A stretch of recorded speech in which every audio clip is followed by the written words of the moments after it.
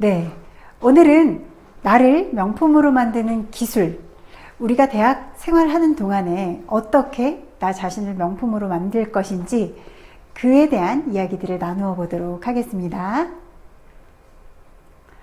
자, 먼저 기업, 평판조회로 알고 싶은 것 1위는 인성이다 라는 이런 뉴스가 있어서 여러분들한테 보여드리려고 제가 가져왔습니다.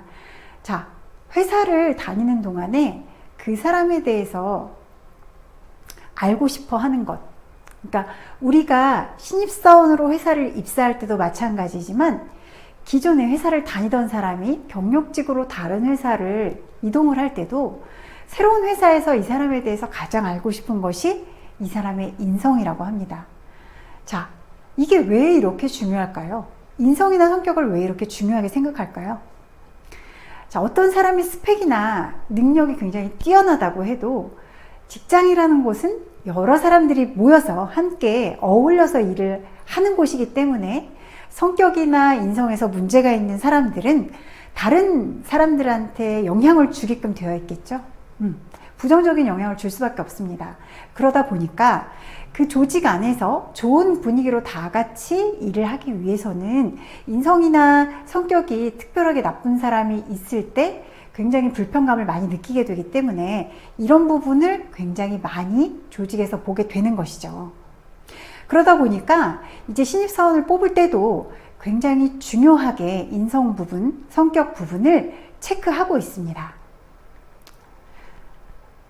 자, 여러분, 요즘에 기업에서 가장 중요하게 생각하는 인재상이, 자, 보시면은 제일 첫 번째가 성실한 사람, 두 번째가 책임감 강한 사람, 세 번째가 업무에 대해서 전문성이 있는 사람, 이렇게 나와 있어요.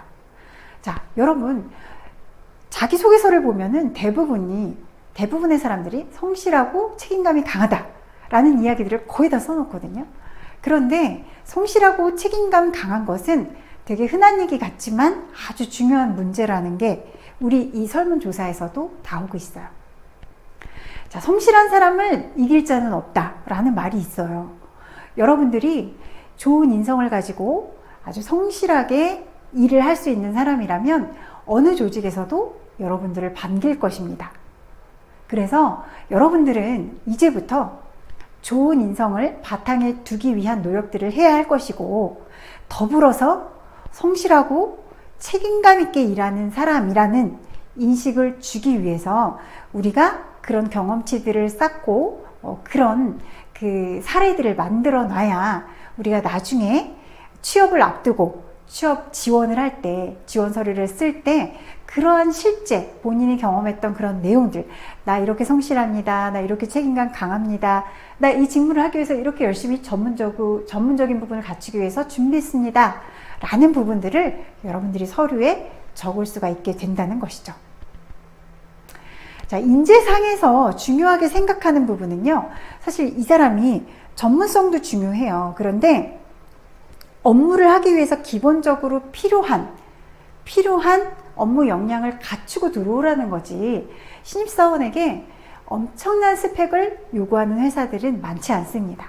그래서 처음부터 스펙이 완벽하거나 아주 잘 만들어진 이런 사람을 원한다기보다는 기업에서는 지금 이 사람의 이런 면들을 보면서 이 사람이 했던 경험에서, 이 사람이 했던 프로젝트에서 이 사람이 어떤 역할을 했다는 그런 상황들을 들으면서, 아, 이 사람은 앞으로 이러이러한 일들을 해낼 수 있겠구나 하는 이 사람의 잠재성을 들여다보고 이 사람을 우리 회사의 직원으로 뽑게 되는 것이죠.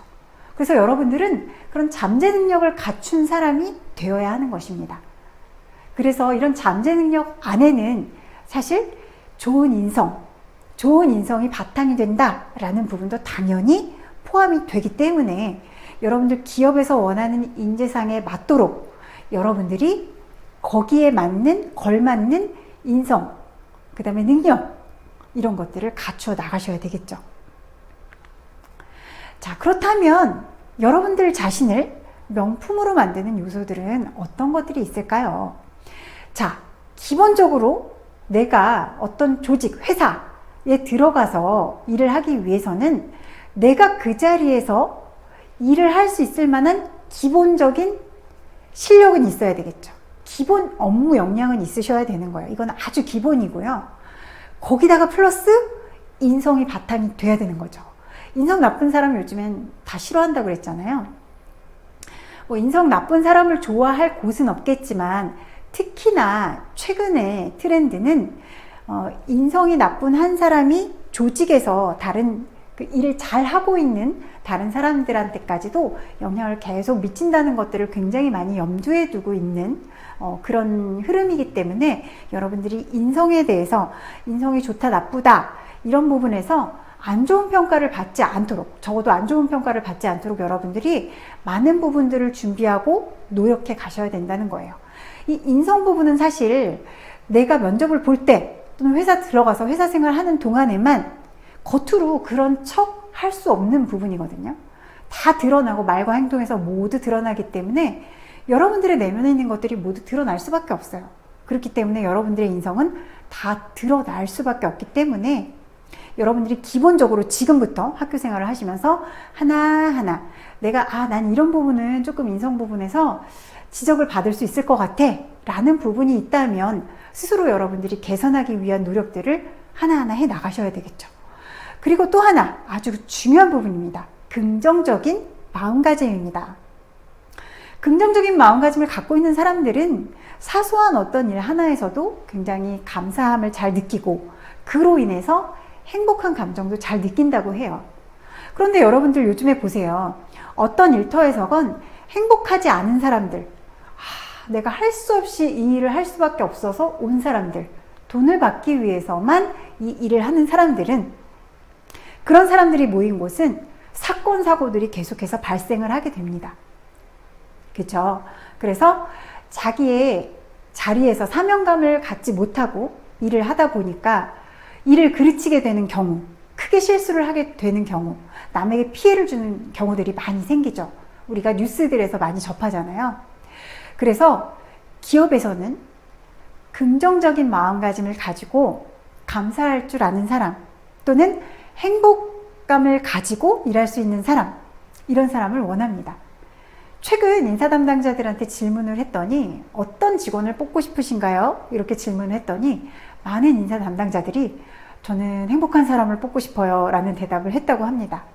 자, 여러분들 행복하지 않은 사람들은 얼굴 표정에서 다 드러나죠. 아닌 척하고 있어도 또 다 드러납니다. 인성처럼 마찬가지예요. 그래서 여러분들 스스로가 내가 지금 현재 내 삶에서 행복한 사람이 되려고 노력하고 행복감을 느끼기 위한 노력들을 한다면 여러분들 자리에서 한 단계 한 단계 계속 행복한 사람으로 더욱더 크게 성장할 수 있을 거라고 생각합니다. 그렇게 되면 여러분들이 필요한 역량들을 갖추고 또 좋은 인성을 바탕에 두고 그런 행복한 마음까지 갖추고 있는 사람이라면 여러분들은 굉장히 기업에서 원하는 인재상에 가까운 사람이 되겠죠. 자, 그 다음 마지막으로 프로 정신입니다. 자, 여러분들이 일을 하실 때는 사회에 나가서 내가 일을 하게 될 때는 급여라는 것을 받잖아요. 그러다 보니까 여러분들은 나는 받은 만큼 일해야지 뭐 이렇게 얘기하는 사람들도 많이 있어요. 그런데 그거는 사실 내가 다 성장하지 못했을 때 하는 얘기고요. 내가 돈을 받고 일하는 만큼 나는 프로다. 나는 학원에서 공부를 배우는 학생처럼 그냥 아마추어가 아니다 라고 여러분들이 생각하시면서 스스로 나는 프로다 라는 마음으로 그 자리에서 내가 그 이상의 몫을 해내기 위해서 더 좋은 피드백을 받기 위해서 더 많이 성장하기 위해서 여러분들이 자신의 역량을 더 개발하고 더 보완하고 노력하는 모습들을 보이는 것, 그것이 바로 프로 정신이 아닐까요? 자, 이런 사람들은 기본 업무 역량이 있고요, 인성이 바탕이 돼 있고요, 긍정적인 마음과 행복감이 있고요, 그 다음에 프로 정신이 있는 사람들은 자기 확신이 있는 사람입니다. 자, 이런 마음들을 갖추고 자기 확신을 갖고 있는 사람들의 특징은요, 이 세 가지가 있어요. 먼저 자기 효능감인데요. 내가 뭔가를 잘 할 수 있다는 그런 생각, 믿음, 본인에 대한 믿음, 이런 걸 우리가 자기 효능감이라고 하죠. 자기 통제감은 내가 뭔가 해야 될 때, 하지 말아야 될 때를 명확하게 알고 그 순간 그런 것들을 스스로 잘 컨트롤할 수 있는 사람을 우리가 자기 통제감이 좋은 사람이라고 얘기를 하죠. 그리고 세 번째로 자기 주도성이에요. 우리가 공부를 할 때 자기주도 학습 이런 얘기 되게 많이 했고 여러분들도 많이 들으셨죠? 자, 스스로 내가 알아서 계획을 세우고 계획을 세운 대로 잘 실행을 해서 공부를 하고, 자, 플랜한 만큼 우리가 계획을 다 하고 결과적으로 나 잘했어 라고 말할 수 있는 사람이 그렇게 많지는 않아요. 그쵸?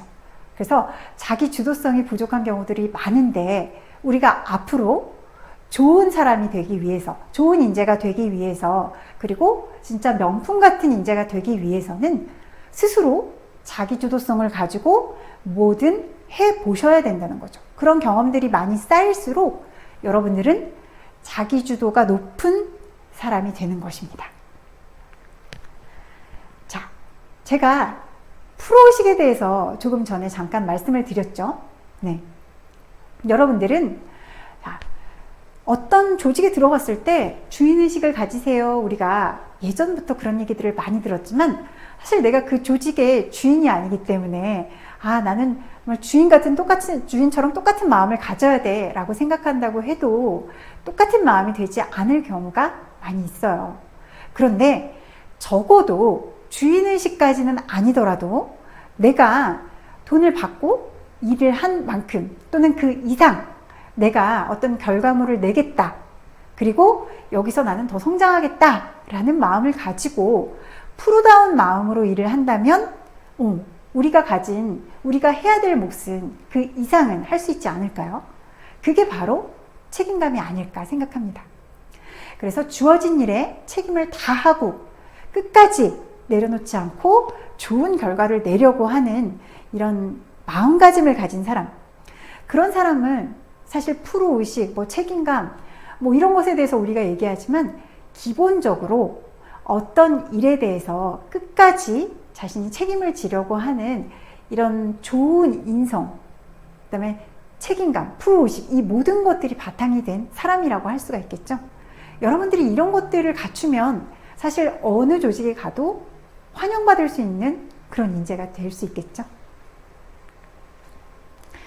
자, 긍정적인 마음가짐을 가진 사람이 좋다, 행복한 사람을 뽑고 싶다 라고 인사 담당자들이 얘기를 했다고 했는데, 자, 긍정과 부정의 차이를 한번 보겠습니다. 여러분, 어떤 한 사람이 있었어요. 그 사람은 어렸을 때부터 굉장히 가난했었는데, 나는 세계적으로 인정받아서 많은 부와 명예를 누리는, 그리고 아주 행복한 사람이 정말 될 거야 라고 늘 입으로 되뇌이면서 자신의 일을 아주 열심히 했던 사람이 있었습니다. 그리고 또 한 사람은요, 나는 이렇게 항상 불행하지, 나한테는 불행이 붙어 다니는 것 같아, 이런 말들을 하면서 늘 자기 자신을 불행한 사람이라고 얘기를 했던 한 사람이 있었어요. 그 사람은 죽을 때까지도 계속 그런 마음을 가지고 쓸쓸하게 죽어갔고, 무덤도 너무 초라했고 찾아오는 사람조차 없었죠. 자, 이 사람들이 누구냐면은, 나는 세계적으로 유명한 사람이 될 거야 하면서 열심히 그림을 그렸던, 그리고 사람들에게 자신의 그림을 널리 알리고 다니면서, 자, 이 그림은 나중에 정말 비싸고 유명한 그림이 될 거예요 이렇게 얘기하고 다녔던 사람은 왼쪽에 그린 피카소예요. 그리고 나에게는 늘 불행이 붙어 다니는 것 같아 하면서 자기 자신을 불행한 사람, 운이 좋지 않은 사람으로 늘 말하고 다녔던 한 사람은 오른쪽에 있는 그림의 고흐예요. 반고흐. 그죠? 이 사람은 인생 말기에 정신병까지 얻어서 굉장히 힘들게 요양병원에서 죽어가게 됐죠. 예, 이렇게 자신이 어떤 말을 하느냐, 어떤 마인드를 가지느냐에 따라서 자신의 삶은 정말 크게 달라질 수 있다고 생각합니다. 여러분도 지금부터 나는 원래 좀 부정적이야, 나는 원래 이렇게 성향이 타고났어 하는 분들도 그렇게 직접 내 입으로 나는 부정적인 편이야, 나는 그런 성향이 강해 라고 내 입으로 자꾸 그 말들을 발화하지 마시고요. 나는 이런 성향을 좀 가지고 있었지만 바꾸기 위해서 노력하고 있어. 그리고 내가 좋은 생각을 하고 그 다음에 긍정적인 말들을 하면 내 삶이 변한다고 했어. 이 말에 대한 믿음을 가지고 여러분들이 그렇게 자신의 성향, 또 자신의 어떤 그 생각들, 이런 것들을 바꾸기 위한 노력들을 꼭 해보시기 바랄게요. 자, 이제 이제 이런 사람들이 긍정 마인드를 가진 사람들의 특징을 보면요, 회복 탄력성이라는 것을 갖고 있다고 합니다. 여러분들 많이 들어보셨을 텐데, 회복 탄력성이라는 것은 어려움을 만났을 때 그것들을 극복하고 다시 적응해서 새롭게 그 위로 더 튀어오르는 그런 능력, 그런 회복 능력을 가진 사람들을 우리가 회복 탄력성을 가졌다, 회복 탄력성이 엄청 높다, 이런 얘기들을 하죠. 자, 우리가 힘든 일을 살면서 크고 작은 힘든 일을 겪을 수 있어요. 그런 일을 겪을 때마다 우리가 계속 넘어지고 일어나는데 시간이 너무 오래 걸린다면 우리의 삶이 너무 어렵지 않을까요? 우리가 명품이 되기 위해서는 스스로를 단련할 수 있어야 돼요. 그래서 강하게 튀어오를 수 있는 회복 탄력성을 우리가 가져야 하는데요. 회복 탄력성을 가진 사람들 중에 굉장히 유명한 사람들이 있는데요. 회복 탄력성을 이야기하기 시작한 것은 바로 하와이에 있는 카우아이 섬에서부터 이 회복 탄력성이라는 말이 시작됐어요. 예전에 이 카우아이 섬에서 사는 그 주민들이 너무나 질병에 걸리고 굉장히 범죄가 많고 이렇게 열악한 환경에서 살다 보니까 이 사람들이 모두 다 이런 삶을 사나 하고 이 섬에 살고 있는 사람들을 대상으로 아주 긴 세월 동안 50년 이상 연구를 했답니다. 그런데 이 연구에서 3분의 1 정도의 사람들은 그런 삶을 살지 않고 있는데 다른 사람들은 다 범죄 저지르고 다 질병에 걸리고 엉망진창으로 사는데 일부 사람들은 그렇지 않은데? 라는 것들을 발견하고 그 사람들을 또 집중적으로 연구하기 시작합니다. 그 사람들을 연구하면서 알게 된 것은 이 사람들은 되게 부잣집에 교육을 잘 받고 잘 먹고 잘 사는 그런 사람들처럼 똑같은 환경에 놓여 있지 않지만 굉장히 나쁜 환경에 놓여져 있지만 이 사람들은 회복 탄력성이라는 것을 갖고 있는 사람들이기 때문에 잘 극복하고 자신의 삶을 긍정적으로 굉장히 잘 살고 있다, 바람직하게 잘 살고 있다 라는 연구 결과가 나왔어요. 그래서 에미 워너라는 심리학자가 그런 것들을 연구하면서 여기서 회복 탄력성이라는 말을 사용하기 시작했다고 합니다. 그래서 우리가 이제 회복 탄력성에 대한 얘기들을 요즘에 많이 듣고 있잖아요. 이렇게 회복 탄력성에 대한 연구가 시작됐고 이제 회복 탄력성에 대한 얘기들이 우리한테까지도 많이 익숙해질 정도로 이제 우리가 듣고 있는데 이 회복 탄력성에서 굉장히 유명한 사람들 얘기를 한번 드려볼게요. 자, 왼쪽에 계신 분은 서울대학교 교수님이신 이상목 교수님이에요. 제가 굉장히 좋아하는 그런 교수님인데 이 교수님은 해양학자로서 열심히 활동을 하시다가 미국에 그 해양학 탐사를 갔다가 자동차가 전복되는 사고를 당하면서 척추를 다쳤고 척추를 다치면서 목 아래로 모든 신경이 마비되는 그런 이제 큰 사고가 났던 거예요.